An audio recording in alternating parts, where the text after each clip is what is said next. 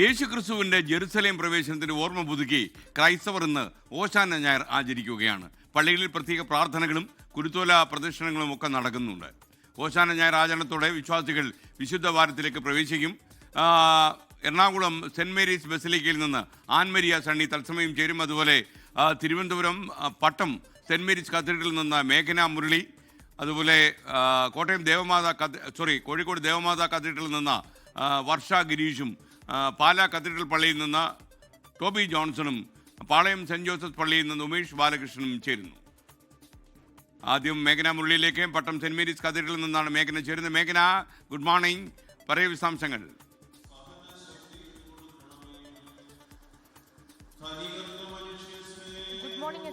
ലോകത്തെമ്പാടുമുള്ള ക്രൈസ്തവ വിശ്വാസികൾ ഓശാന ഞായർ ആഘോഷിക്കുന്നു, ആചരിക്കുന്നു. അതിന്റെ ഭാഗമായിട്ടുള്ള ചടങ്ങുകളാണ് സംസ്ഥാനത്തെ എല്ലാ പള്ളികളിലും നടന്നുകൊണ്ടിരിക്കുന്നത്. ഞാനിപ്പോൾ നിൽക്കുന്നത് പട്ടം സെന്റ് മേരീസ് കത്തീഡ്രലിലാണ്.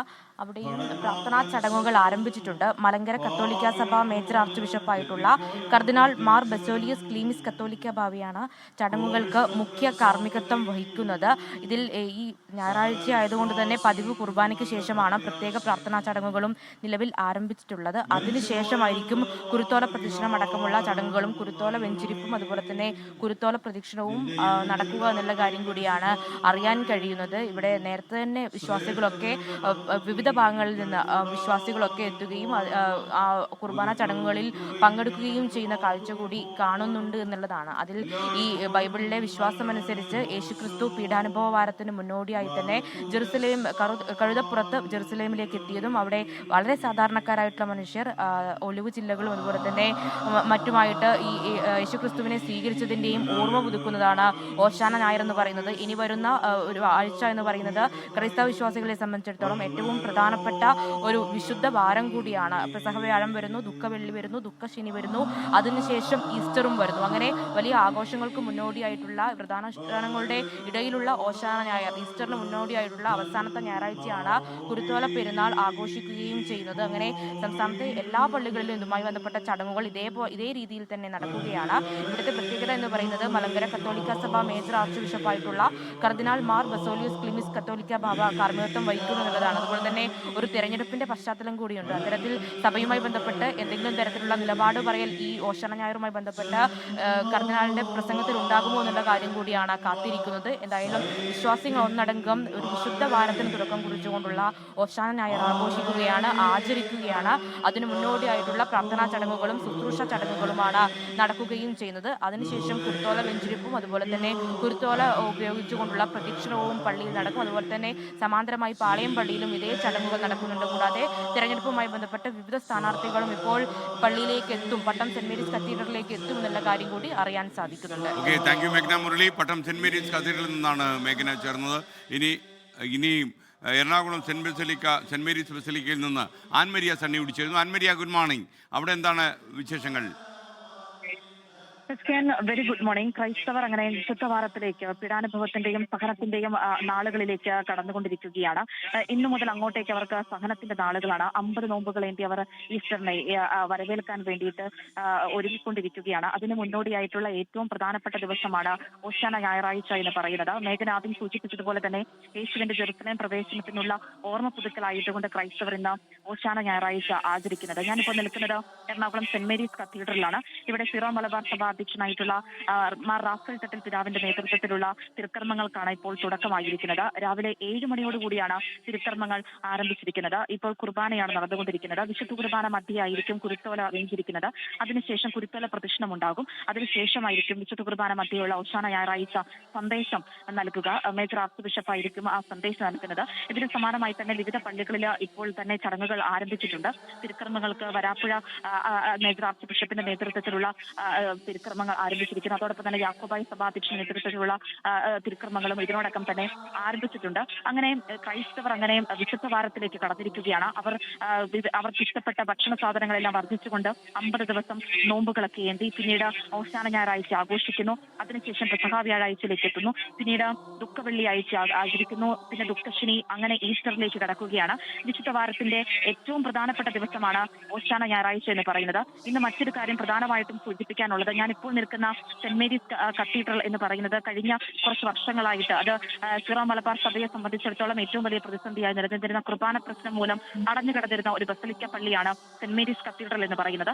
അതിനുശേഷം ഈ സഭാ പ്രശ്നവുമായി ബന്ധപ്പെട്ട് ഈ അടുത്ത നാളിലാണ് അതിനൊരു ഒത്തുതീർപ്പ് അല്ലെങ്കിൽ സമവായ ചർച്ചകളിലേക്ക് ആരംഭിക്കുകയും ഒരു സമവായം നടക്കുന്നത്. കടമുള്ള ദിവസങ്ങളിൽ സിനഡ് കുർബാന സഭ പറഞ്ഞിരിക്കുന്ന സിനഡ് കുർബാന അനുഷ്ഠിക്കണം അല്ലെങ്കിൽ ആചരിക്കണം എന്നതായിരുന്നു തീരുമാനം. ആ തീരുമാനത്തിന്റെ പശ്ചാത്തലത്തിൽ പള്ളികളിൽ തുറന്ന് പ്രവർത്തിക്കുകയും അതിനോടനുബന്ധിച്ചുള്ള ആദ്യ ഓശാന ഞായറാഴ്ച കൂടിയാണ് ഈ പള്ളി അടഞ്ഞു കിടന്നത്. വിവരങ്ങളുമായി ചേർന്ന് ഇനി പാലാ കത്തീഡ്രൽ പള്ളിയിലേക്ക് അവിടുന്ന് ടോബി ജോൺസൺ നമുക്കൊപ്പം ചേരുന്നു. ടോബി പറയൂ അവിടെ.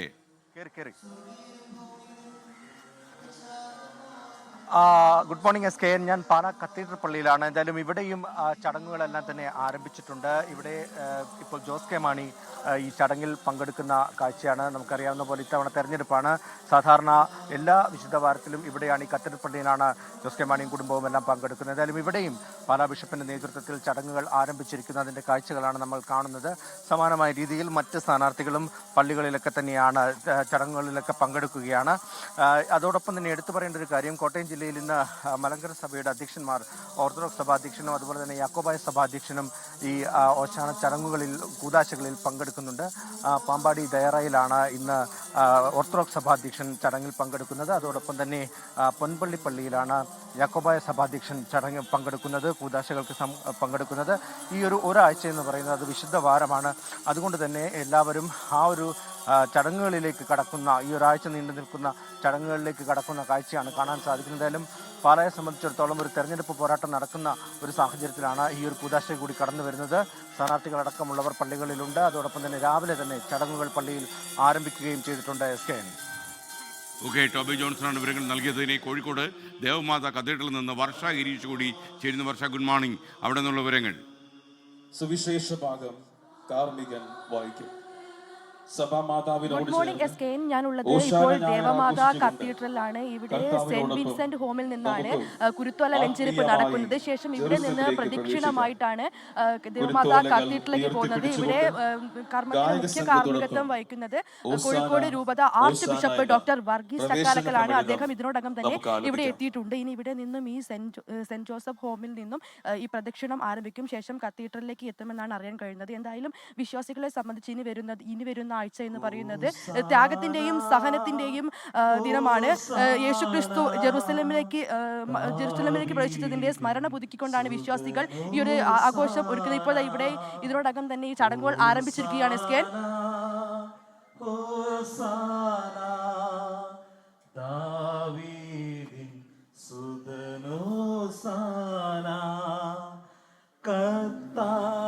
അവർ കഴുതക്കുട്ടിയെ അഴിക്കുമ്പോൾ അതിൻ്റെ ഉടമസ്ഥർ അവരോട്, നിങ്ങൾ എന്തിനാണ് കഴുതക്കുട്ടി അഴിക്കുന്നതെന്ന് ചോദിച്ചു. കർത്താവിന് അതിനെ കൊണ്ട് ആവശ്യമുണ്ട് എന്നവർ പറഞ്ഞു. അവർ അതിനെ ഈശോയുടെ അടുക്കൽ കൊണ്ടുവന്നു. തങ്ങളുടെ വസ്ത്രങ്ങൾ കഴുതക്കുട്ടിയുടെ പുറത്ത് വിരിച്ച് അവർ ഈശോയെ അതിലിരുത്തി. പുറത്ത് വിരിച്ച് അവർ ഈശോയെ അതിൽ കയറ്റി.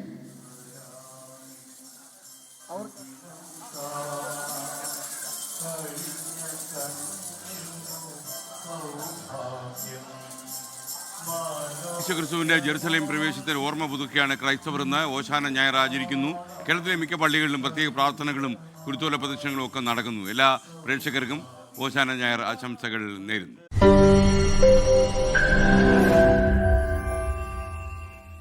ലോകത്തെവിടെയായാലും ഏത് സമയത്തും 24 വാർത്തകളും ഓഗ്മെന്റഡ് റിയാലിറ്റി പാക്കേജുകളും എക്സ്പ്ലെയിനറുകളും വിശദമായി കാണാൻ ഞങ്ങളുടെ യൂട്യൂബ് ചാനൽ നിങ്ങൾക്ക് സബ്സ്ക്രൈബ് ചെയ്യാം.